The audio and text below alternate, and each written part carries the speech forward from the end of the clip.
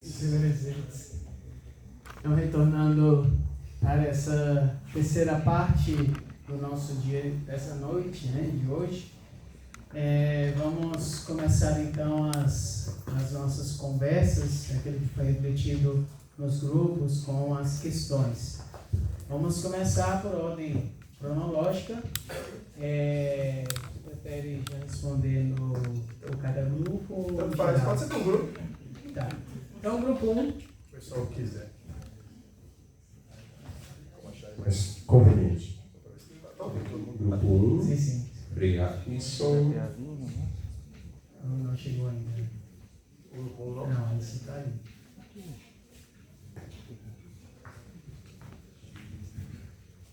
Boa noite.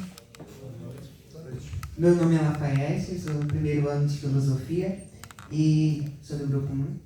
Então, a gente refletiu sobre o seu tema que o senhor trouxe nesse primeiro intervalo da discussão e chegamos, digamos, a alguns questionamentos e também alguns apontamentos que fizemos a partir da nossa reflexão.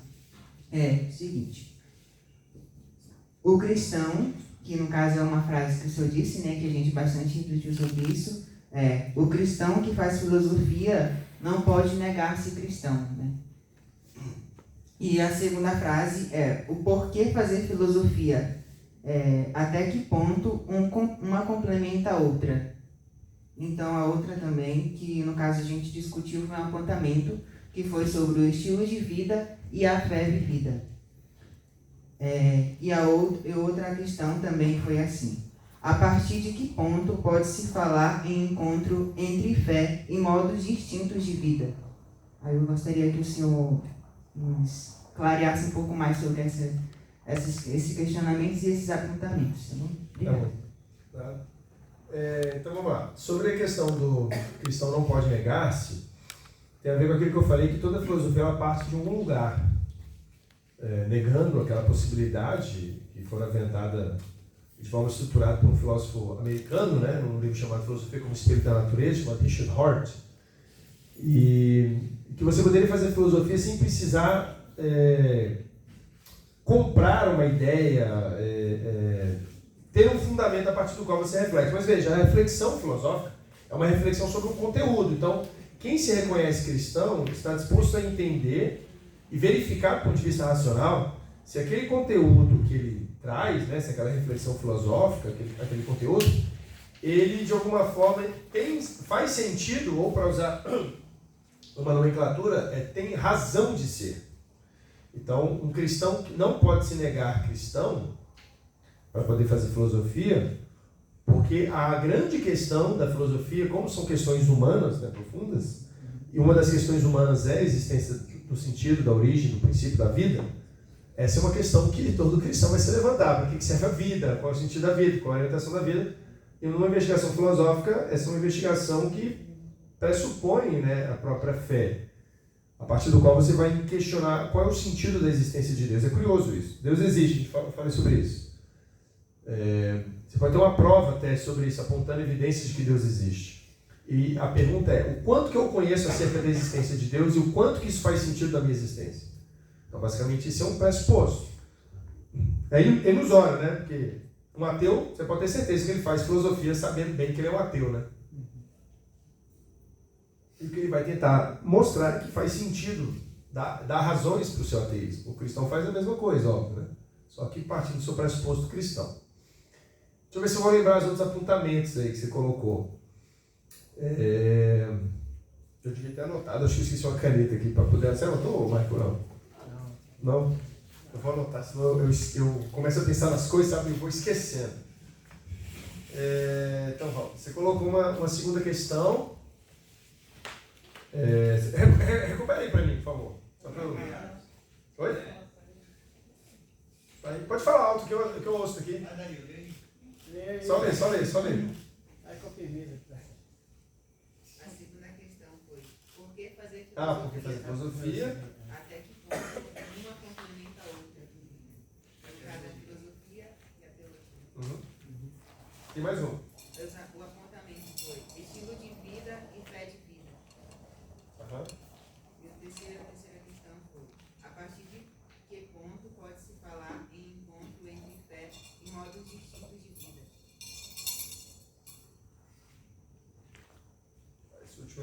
tentar entender o que quer dizer. Vocês não entenderam. Se eu não anotar, eu esqueço. Vamos lá. Por que fazer filosofia? Exatamente porque você não quer levar uma vida superficial, leviana. A investigação filosófica, ela parte do pressuposto de um aprofundamento à maturidade na fé. A fé sem a razão, ela é infantil, né? E a razão sem a fé, ela é cega, eu já diria. Acho que Agostinho tem uma frase assim. Então, de alguma forma, o sentido de fazer filosofia é o sentido de você sempre estar aberto e interessado nas grandes questões humanas, que não podem se tornar indiferentes ao ser humano. O ser humano, ele perde a profundidade da dimensão existencial quando ele esquece as grandes questões que norteiam a vida humana. Claro, você vai ficar preocupado com bobagem, né? Mas a filosofia, ela te retoma isso. E, obviamente, que essas grandes questões humanas é que dão sabor à vida. A palavra sabedoria, etimologicamente falando, vem de sapere, né? Sapere, em latim, tem um sentido de sabor. Então, o sábio é quem saboreia as coisas. É quem extrai o sabor das coisas. E extrair o sabor das coisas exige exatamente esse ruminar, sabe? Então, essa beleza da filosofia enquanto a busca por saborear a existência, a realidade das coisas de forma mais profunda. Daí se torna um sábio. A filosofia complementa a teologia? É óbvio. A igreja sabe disso há séculos. Então você tem que fazer filosofia e depois fazer teologia. Né? Por quê? Porque o que a filosofia ela faz? Ela te abre as grandes questões que não são respondidas por meio das intuições meramente voltadas às ciências naturais. Você abre uma nova capacidade especulativa teorética que é possível para uma investigação acerca de Deus. Sabe? Uma investigação, por exemplo... Imagina o seguinte, você vai discutir sobre a Trindade. Eu não sou teólogo, né? Mas, assim, na boa. Não dá para você ficar usando de linguagens... Por exemplo, a analogia que você usa, o sentido da linguagem unívoca ou pluriunívoca... Tudo isso remete a um domínio da conceitualização. E quem te prepara para o conceito? Veja que só alguém fala sobre o termo.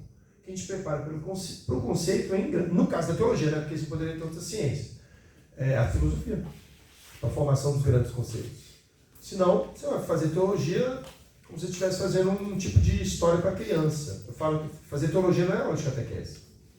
É discutir os grandes temas da fé de forma extremamente profunda. Para quem não domina a filosofia, fica parecendo uma conversa realmente de catequese primária. Adeus, é um velho embarbado, entendeu? Você tem que partir tem que sair dessa dimensão, tem que dar um passo a mais. Por isso eu falo para os alunos, a dimensão metafísica. A metafísica é a rainha da filosofia para vocês, para quem faz teologia. Porque ela vai abrir portas para grandes áreas da própria conhecimento teológico. Tratam de temas que são extremamente abstratos, profundos, e que a priori são inclusive obscuros, né? E que vão exigir uma maturidade racional. A teologia não é para poucos. Não é à toa que a teologia era o final da formação intelectual medieval. Você fazia matemática, fazia física, fazia não sei o que, fazia. Depois que você fazia tudo isso, você podia fazer teologia. Okay? Então, complementa, porque dá essa maturidade necessária à teologia. Estilo de vida e fé de vida, veja, eu não sei se eu entendi esse apontamento, mas se vocês estão pensando, não sei se vai ser discutido, que pode haver alguma separação entre o que se crê e o que se vive, eu acredito que não. Porque a vida, ela manifesta exatamente, isso em vários filósofos morais colocam isso, né? Normalmente aquilo que você acredita ser verdadeiro é aquilo que você vai realizar enquanto tal.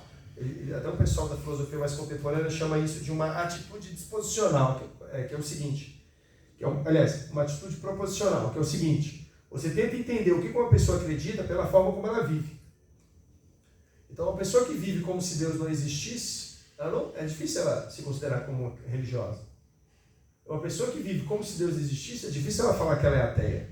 Porque as atitudes dela, em geral, buscam um sistema coerente com as crenças internas.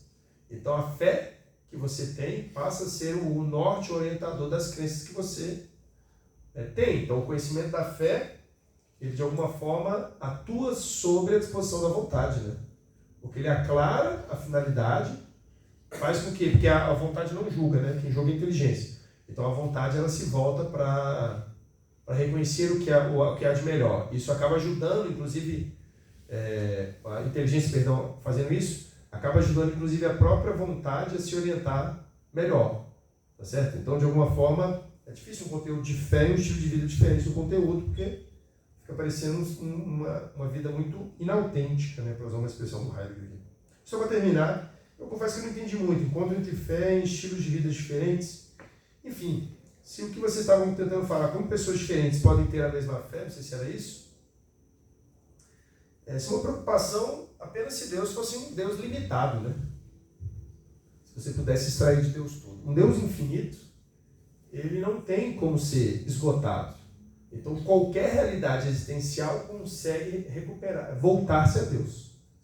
Entende? Se for essa a questão, tá, gente? Posso não ter entendido, mas se for isso, qualquer forma de vida diferente, ela é abarcada pela fé, porque ela é abarcada por um movimento primeiro. Aí é mais teologia, tá? Eu confesso aqui que estou especulando. Seria mais um movimento primeiro de Deus, a partir do qual ele alcança todas as existências, independentemente da forma que elas se dão. Enfim, talvez seja uma coisa nesse sentido, tá? Que é bem compatível com a ideia de boa-ventura, né? De que, no fundo, toda a nossa razão, não importa de quem, se aberta à vontade, à verdade, encontra a verdade, porque ela está impressa na própria alma.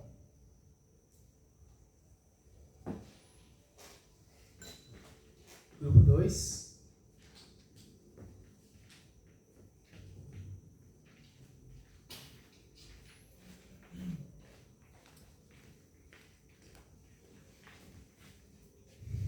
Noite.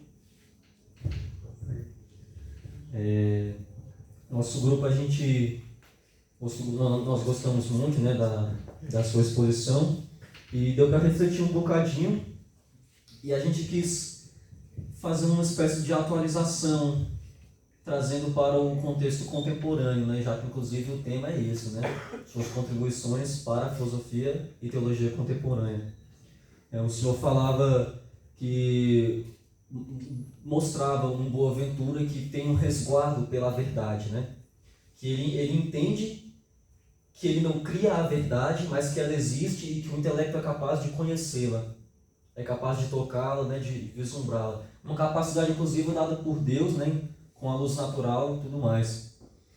E nós vemos no contemporâneo um certo relativismo da verdade, onde em certos momentos você não sabe onde há a verdade, né? Cada um cria alguma coisa, e nós encontramos inclusive uma espécie de conceitos onde eu sou capaz de criar a minha própria verdade e dizer o que é verdade ou não.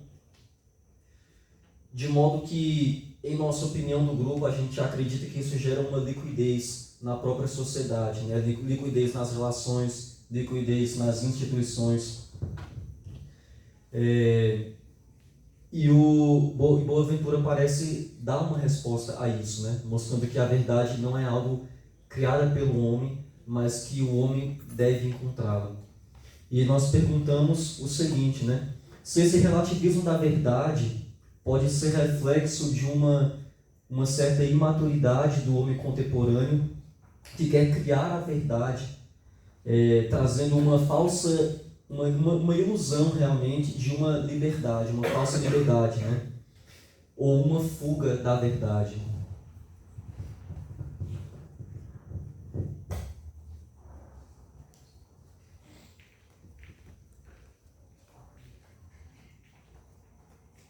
Obrigado, Frei, pelas questões. Veja, como é que eu entendo o relativismo? O relativismo eu entendo, ele pode ser fruto de algumas questões. Primeiro, uma pessoa pode ser relativista quando ela acredita que não é possível conhecer a verdade. Então, o relativismo baseado num certo ceticismo, a partir do qual a limitação que a razão tem, ela impossibilita o conhecimento da verdade. Portanto, é inútil buscar a verdade. A gente só poderia, no máximo, tentar descobrir verdades que nós chegamos a um certo consenso. Tá certo? Esse é um problema, né? Porque, como eu falei, o ceticismo ele tem um problema lógico muito sério. E, a meu juízo, o ceticismo não se sustenta, porque qual é a garantia que você tem que o ceticismo faz sentido? Então, se você aplicar o ceticismo ao próprio ceticismo, você não tem nem certeza que você pode ser cético. Mas eu acredito, a sua relação do relativismo com a verdade, eu acho que faz um sentido. A meu juízo, A diferença de um pensamento medieval para um pensamento moderno é a centralidade da realidade. Então, no medieval, a centralidade da realidade depende de uma causa. Tá certo? Os modernos, eles entendem também uma causa. O problema dessa causa é que essa causa pode ser nós mesmos, que nós chamamos de antropocentrismo moderno. No sentido de que, na visão dos modernos, o ser humano ele passa a ser o centro e o construidor das realidades. E aí cada filósofo, não todos, mas cada filósofo vai mostrando isso. Eu falo para meus alunos de metafísica que o problema da modernidade, em sentido metafísico, não é nem tanto a ausência de metafísica, mas é a carência de conceitos metafísicos que permitem que a metafísica ou a filosofia ela seja contaminada, por assim dizer, por teorias que são incompatíveis com a própria ideia de metafísica. Então, uma delas é imaginar que a liberdade opera dentro do ser humano no âmbito da mera escolha e não no âmbito da estrutura existencial. Então, o que é liberdade para Agostinho? Não é livre-arbítrio. Isso é uma diferenciação clássica. E que liberdade é realizar aquilo para o qual você foi feito. Enquanto livre-arbítrio, aí sim, é você poder pensar diante de uma situação e escolher entre duas opções, A ou B. Liberdade não é escolher entre A e B. O que a modernidade faz? Ela tira o caráter ontológico da liberdade e entende a liberdade apenas no caráter subjetivo. Então veja que o que está em jogo é uma nova metafísica que implica isso. Esse que para mim, é um dos grandes problemas que constrói esse relativismo. É uma metafísica a partir do qual a estrutura subjetiva ela tem primazia sobre a realidade fora de você. E a realidade fora de você, ela se submete a você. E não você entende a realidade. É aquilo que Kant chama de revolução copernicana, em que você inverte o sujeito cognoscente, a partir do qual eu passo a ser o centro do conhecimento. Entende? Então eu vejo que tem um problema, primeiro, de ordem ontológica, que depois implica um problema de ordem metafísica, no sentido de que a modernidade ela reconstitui a realidade, ou seja, a tua ontologia, a partir de categorias humanas, meramente humanas. Então o mundo precisa se enquadrar à humanidade. Só que o que o mundo faz? Ele sempre extrapola a nossa humanidade. Por exemplo, diante de uma situação como essa no Rio Grande do Sul, a caridade ela extrapola qualquer esperança humana. Então, se a gente tivesse que reduzir o mundo às nossas categorias epistêmicas, significaria dizer que o mundo ele não poderia ser como ele é. Então a falibilidade é nossa, não é do mundo. Então significa dizer que as categorias que você está usando elas são incapazes de compreender a realidade. Você está falsificando a realidade por meio de suas categorias, do ponto de vista epistêmico. Ok? Então, eu acho que o problema de fundo é ontológico. É um problema antropológico por natureza. Quem é o homem? E aí depois nasce toda essas várias teorias da verdade, epistemologia. A gente tem algumas, verdade como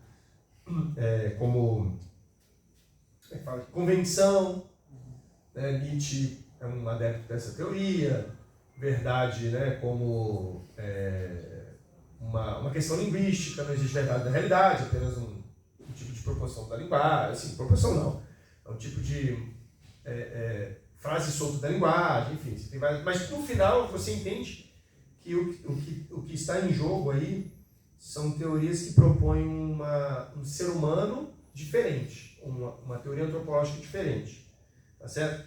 Por exemplo, para quem gosta desse negócio de linguagem, vai falar que o ser humano é linguagem, essa antropologia desse pessoal, né? Eu não sigo essa linha, eu acho que está errado pra caramba isso. Eu nem de longe eu sigo o Wittgenstein nas investigações, ou Gadamer, lá no Verdade e Método, em que propõe que a própria existência se dá como uma manifestação linguística. Eu não concordo com isso. Eu acho que existe um outro elemento ontológico que compõe a humanidade, que seria o real antídoto para o relativismo. Ou seja, em última instância, o que está em jogo é o conceito de homem. Para mim, esse é o diagnóstico que eu faço em relação ao relativismo. Porque aí todas as outras categorias dependem do que é o ser humano. Quando eu entendo o ser humano como A ou B, eu entendo que é liberdade em razão do que eu entendo pelo ser humano. Entende? Então eu vejo esse problema. E uma das principais categorias ontológicas que é modificada é a categoria em que o ser humano ele se entende como sujeito né? E aí acaba se tornando mais uma coisa epistêmica, como um sujeito capaz de construir a própria realidade, não de apreender a própria realidade. Grupo 3.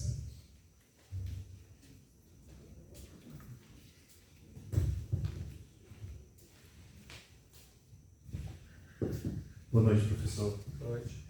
O nosso grupo, a gente girou diante de um ponto central da reflexão, que nós queríamos que o senhor aprofundasse a questão da importância de um racionalismo não idealista e a atuação dessa dimensão dentro de um estudo filosófico-teológico contemporâneo. Como que isso implica, né, dentro da nossa contemporaneidade? O racionalismo não idealista. Tá? Veja, eu havia falado que a filosofia de São Boaventura era racional, mas não racionalista. Né? O que é um racionalismo não idealista? O racionalismo idealista, ele seria uma estruturação de mundo a partir do qual as estruturas da ideia, elas que representam como a realidade deveria ser. Então, é aquilo que o pessoal classifica como a construção do mundo externo a partir das categorias internas. Enfim, a gente vai classificar Kant, embora os kantianos morram de raiva disso, então o pessoal classifica Kant como idealista, que ele fala que ele não é, blá blá blá, Hegel também, enfim. Mas se eles são ou não vou entrar nesse mérito. Mas toda a estrutura idealista moderna, vou usar uma frase de Galileu, né? Galileu falava que o cientista é aquele que tortura a natureza para dizer o que ele quer. Veja, o cientista não é aquele que descobre a natureza como ela é.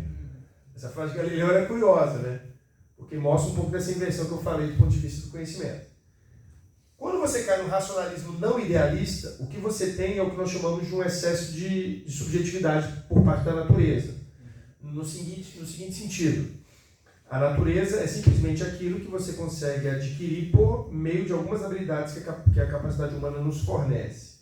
Em geral, um excesso de racionalismo cientificista, ele pode cair, primeiro, em que só existe aquilo que a razão pode provar que existe. Então, aquilo que a razão não alcança não pode ser classificado como existente. Ou então, você pode cair numa forma de cientificismo, a partir do qual é racional, não no sentido ideológico, mas aquilo que é descrito por meio de estruturas matemáticas ou quantitativas. Tá certo? Que é tipo das ciências naturais.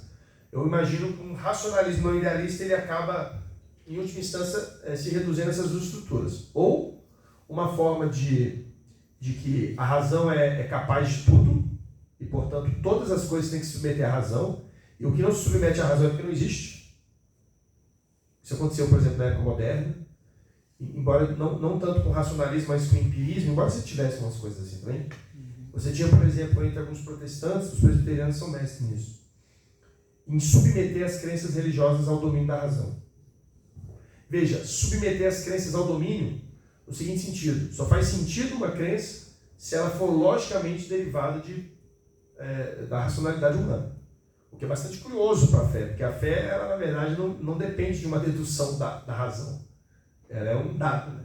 A partir do qual você constrói toda a estrutura de mundo. Se você cai no cientificismo, aí você vai cair numa ideia de que a religião, a fé, ela tem que ser uma manifestação da ciência. Esse é o problema para mim, por exemplo, das ciências da religião. Quando eles não fazem filosofia da religião. Eles reduzem todas as religiões a manifestações meramente histórico-naturais. Entende? A dimensão, por exemplo, espiritual, metafísica, ela é apenas uma categoria explicativa de mundo. Por quê? Porque você não tem outras categorias que a ciência pode te oferecer. A ciência não pode usar uma categoria como Deus. Porque isso não é muito científico, né? Não para pensar. Então, o problema de um racionalismo não idealista é tentar se tornar um cientificismo cru, que esvazia, para usar uma nomenclatura weberiana, né, toda a dimensão metafísica, que ele chama de encantamento, né, teoria do desencantamento, toda a parte encantada, ou seja, toda a estrutura mais metafísica da realidade. Então, para uma sociedade como a nossa, nem o racionalismo e nem o idealismo. O cristão, por definição, ele é um realista. Sempre. Ele sempre parte de uma realidade. Ok? E não é um realista em sentido apenas natural. Ele é um realista porque ele entende que existem coisas, sejam naturais, sejam sobrenaturais. Tá? bom? É assim que eu vejo. E eu acho que Boaventura coloca muito bem isso. Que a partir de dados, a partir de Agostinho, a realidade em si, ela mostra para nós a sua contingência. É uma coisa que a razão consegue captar. E é exatamente porque a razão consegue captar a sua contingência, a razão consegue, a própria realidade objetiva, que é alcançável pelos sentidos, ela inclusive nos fornece uma evidência de que o fim último da investigação não está nelas. Então, para mim, nem uma coisa nem outra. É um uso da razão, não um racionalismo, voltado a uma ideia de que há uma realidade. Ou seja, nós somos realistas, existem realidades. Agora, essas realidades não são somente realidades metafísicas, senão a gente seria um pessoalmente desencarnado. Não é o caso, ninguém é budista aqui, tá bom? Que vive um pouco dessa estrutura e tal.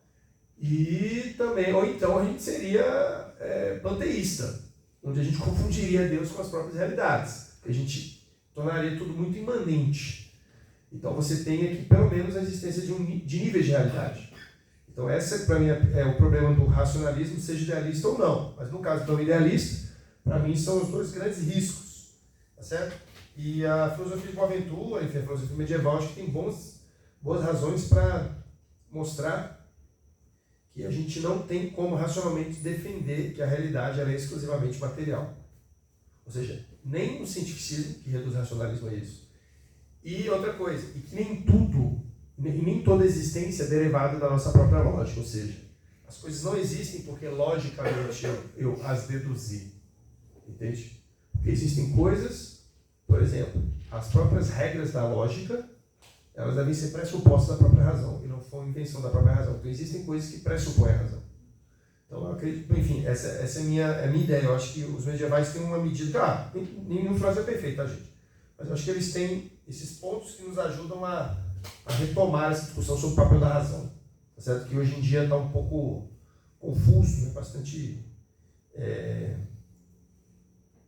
não sei, acho que está muito influenciado por paixões excessivas, ideologias excessivas, interesses escusos excessivos que acabam obscurecendo a própria noção e dimensão do uso da razão.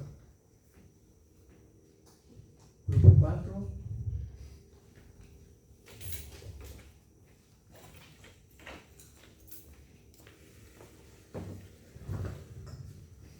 Boa noite, professor. Boa noite, Frei Maico. Nosso grupo formulou 3 pontos. O primeiro seria como a teoria da iluminação divina de São Boaventura se relaciona com São Tomás de Aquino, ou se não está tão presente na teoria de São Tomás, se realmente é algo mais característico, né, de Boaventura. O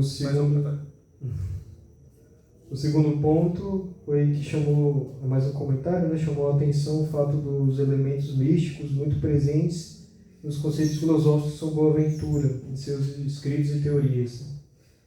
O terceiro ponto é uma pergunta que aqui se relaciona, muito parecido com o do grupo 2, sobre relativismo, e antecedeu o grupo 3 sobre os níveis de realidade, né?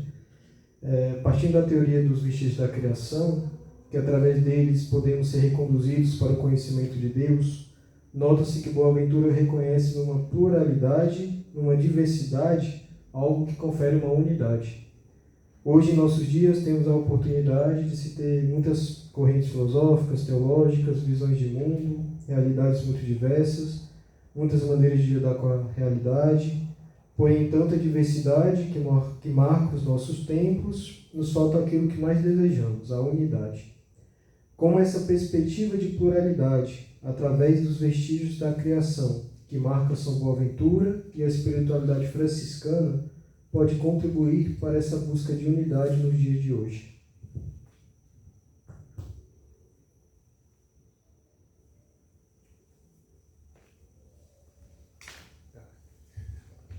Obrigado pelas perguntas, né? Eu não vejo em Tomás, porque essa teoria da iluminação, por uma razão muito simples. Porque a teoria da iluminação ela tem pressuposto da adoção da teoria das formas platônica, que é uma coisa que é negada por Aristóteles, então Tomás parte desse pressuposto. A teoria do conhecimento de Tomás ela parte muito daquela lógica, embora Boaventura adote parcialmente isso, que é a famosa teoria da abstração, que a partir de particulares, você vai tentando abstrair propriedades gerais.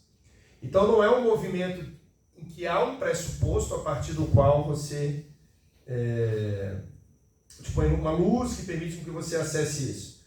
É algo que já está ali, você tem uma habilidade que já está ali, isso é bastante comum a todos os medievais, e você pode usar a razão porque a razão ela é capaz da verdade, ela é voltada para a verdade. Então, à medida que você conhece as coisas, se você orientar bem sua razão, ela vai buscar essa verdade. Então, eu pessoalmente não enxergo em Tomás isso, porque do ponto de vista epistêmico, Tomás é muito mais próximo de Aristóteles do que Platão. E para que a teoria da iluminação possa funcionar, você tem que ter uma teoria da koinonia, da comunhão, ou seja, a partir do momento que você tem um princípio, aquilo que deriva participa do princípio. Então, significa dizer que o sentido do posterior sempre se encontra no anterior. E ao negar essa teoria das formas, Aristóteles se torna um realista. Né? Ok? Então, o idealismo platônico é realista. Não é um idealismo por si, é um idealismo realista, porque existem realidades metafísicas. Para Aristóteles existem realidades metafísicas, mas essas realidades metafísicas elas estão de alguma forma presentes. Exatamente aqui, ele fala, né, na Metafísica Alfa. O problema de Platão é que ele dividiu os mundos, né? Ele vai falar no final, quando ele está aqui. Na Alfa e uma parte do livro Beta também. Okay? Eu não vejo, eu vejo que é muita tradição agostiniana em Boaventura e em escolas voltadas a isso. Quem segue uma linha mais aristotélica, menos agostiniana, como Tomás e outros autores, tem menos isso. Tá certo? Eu não consigo enxergar, porque você tem muito mais essa base da teoria da abstração, né, a formação de gêneros, espécies, gêneros, né, por meio de conceitos, do que uma ideia de que existem ideias divinas a partir das quais a realidade se assemelha. Tá bom? A ideia de transformar o mundo das ideias na mente divina que Agostinho faz e que Boaventura acha segue firme, esse é o exemplarismo. O De Bon, o Gilson, todos falam isso. Que o fato de Aristóteles ter negado a doutrina das formas influencia muito nessa teoria do conhecimento deles. É claro que Tomás acaba sendo influenciado também. Enfim, sobre os elementos místicos, né, não foi bem uma pergunta, mas vale a pena você sempre reconhecer nessa investigação franciscana a presença dos elementos místicos como elementos sempre importantes. Não vou me deter aqui que eu quero responder essa última. Será que Boaventura pode contribuir com essa diversidade? Veja, eu acredito que a diversidade de teorias filosóficas ela deriva de alguns fatores. Primeiro, tem uma virtude aí. No final, todo mundo quer conhecer alguma coisa, verdade. As pessoas podem só não ter consciência disso. Mas ele tem alguns vícios, porque uma boa parte dessas teorias, acredito eu, derivam, como eu falei, de visões equivocadas sobre o que é o ser humano. Então, o que muitas teorias dessas mais contemporâneas fazem? Elas entendem apenas um aspecto humano. Então, a pessoa se dedica ao todo, à parte, como se ela estivesse falando do todo. E o que dá unidade? Uma visão de todo. Uma visão de parte não dá unidade. Uma visão de parte ela é uma pseudo-unidade, porque você está dentro do fragmento, supondo o fragmento como a totalidade das coisas. Uma visão de todo, isso vale para qualquer medieval, e inclusive dos gregos, né? Platão e Aristóteles também, tem muito a contribuir para poder recuperar essa noção de que a filosofia ela não é uma investigação exclusivamente sobre um único problema, tipo da linguagem, só da ciência, entende? Se você vê os filósofos, é uma coisa interessante, os filósofos eles falam hoje, né? Nós somos especialistas, né? Eu sou especialista, sei lá, ultra especialista. Mas à medida que o filósofo ele vai pesquisando, você vai vendo que ele vai mudando de área, às vezes, né? Ele vai agregando conhecimento, sabe? Ele vai numa área, mas ele vai tentando agregar conhecimento de outras áreas também, pelo menos os grandes filósofos, porque eles percebem que um problema muitas vezes puxa o outro, né? Porque são questões humanas muito complexas. E é como se, intuitivamente falando, estivesse reconhecendo que essa fragmentação humana ela é prejudicial para a própria dimensão da filosofia. Então eu acredito que sim, porque uma filosofia como essa de Boaventura nos ajuda a ter uma melhor dimensão do todo, da realidade. Porque causas mais gerais, como eu falei para vocês, elas têm a capacidade de fazer entender as causas mais locais. Ok? Portanto, isso permite um sistema que gera coerência, né, em todas as partes derivadas dele. O que gera essa unidade, porque tudo fica vinculado exatamente ao princípio geral.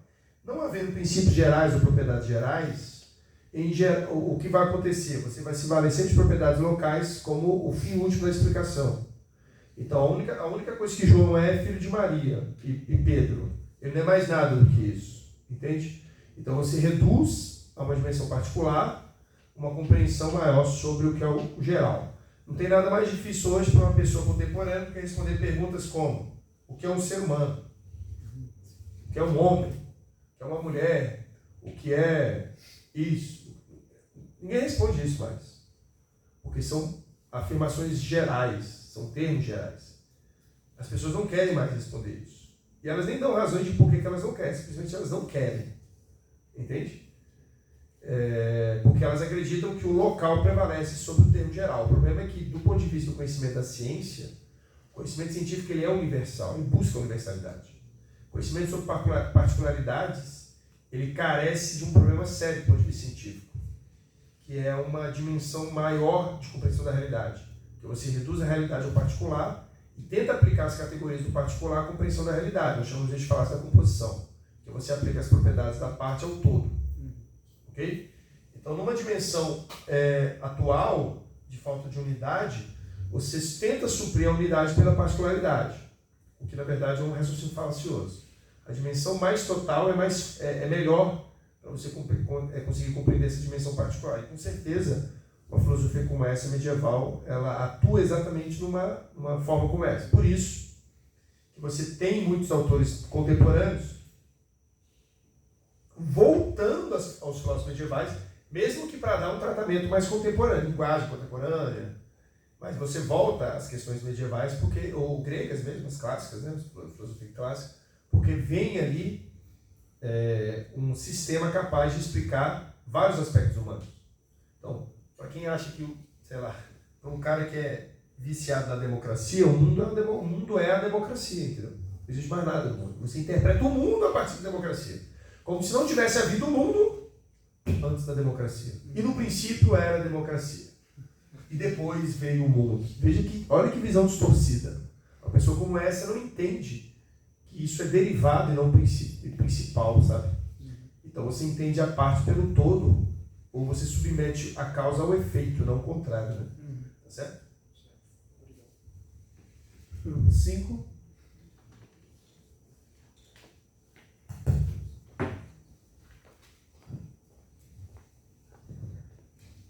Boa noite, professor. Boa noite, Maico. Primeiramente, é uma alegria, né, de estar aqui falando um pouquinho de Boaventura.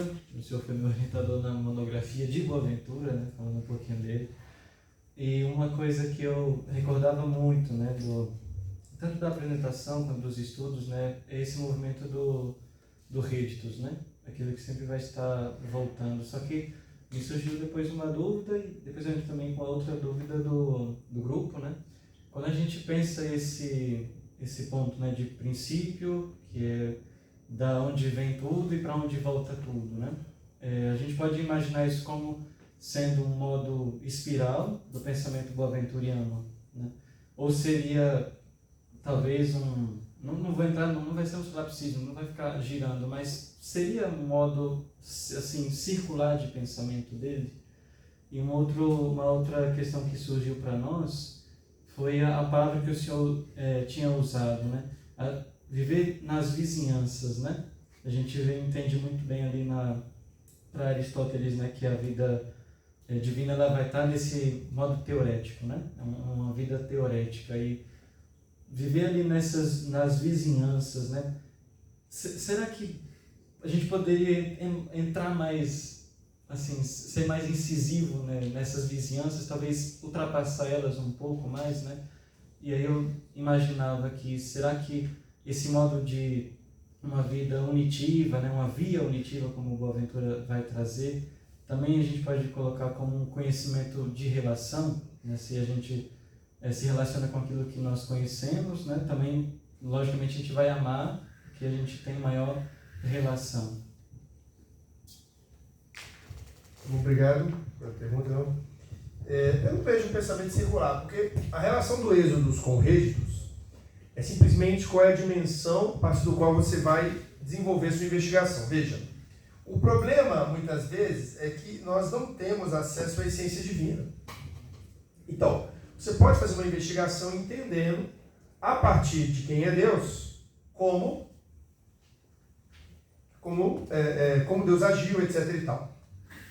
Como é mais difícil conhecer esse tipo de argumento, por exemplo, o argumento anselmiano, ele parece mais assim, né? Ele parte mais do conceito divino. Em geral, na tradição agostiniana, é mais comum réditos, porque é mais comum o acesso ao mundo externo. O mundo externo é um dado. E é um dado que grita, que clama por um conhecimento. E ao clamar por um conhecimento, ele permite o acesso aos vestígios. E mostra que aquilo ali não é suficiente. Então veja, não é circular, porque na verdade, não é assim, você vai e volta, e depois você volta, aí você tem que vir de novo, não. É que no fundo, esse itinerário é um itinerário de vida. A busca pela verdade não é uma... Você não vai ficar 2 anos em fazer isso.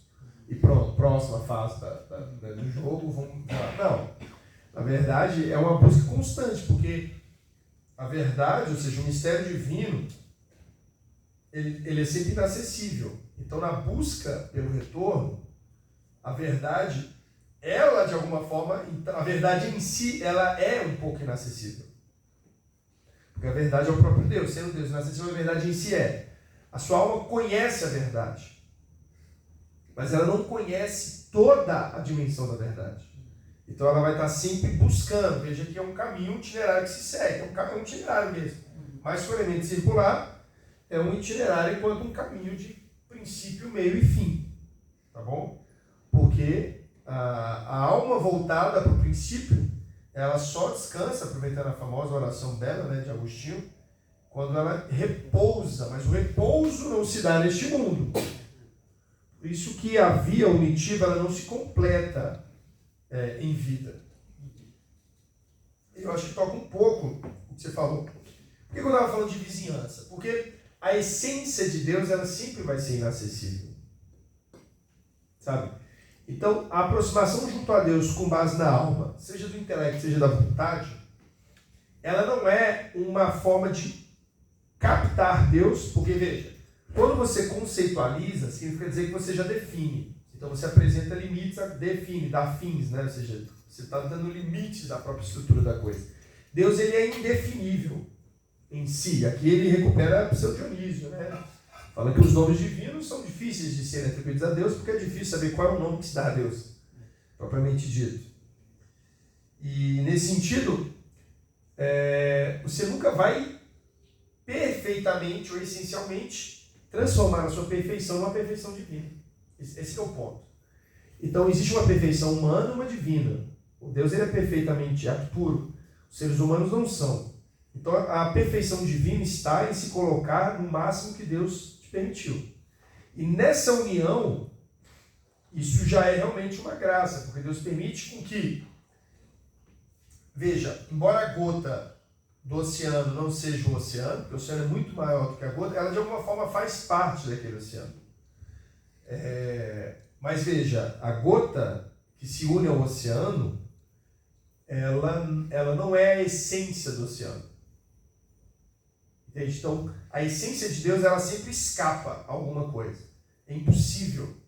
E aí, teologicamente, que pode ser discutido, eu imagino que até em morte. É impossível qualquer pessoa captar, sejam os anjos, qual é a real essência divina. Entende? Isso seria inacessível a qualquer intelecto, a não ser o próprio intelecto divino.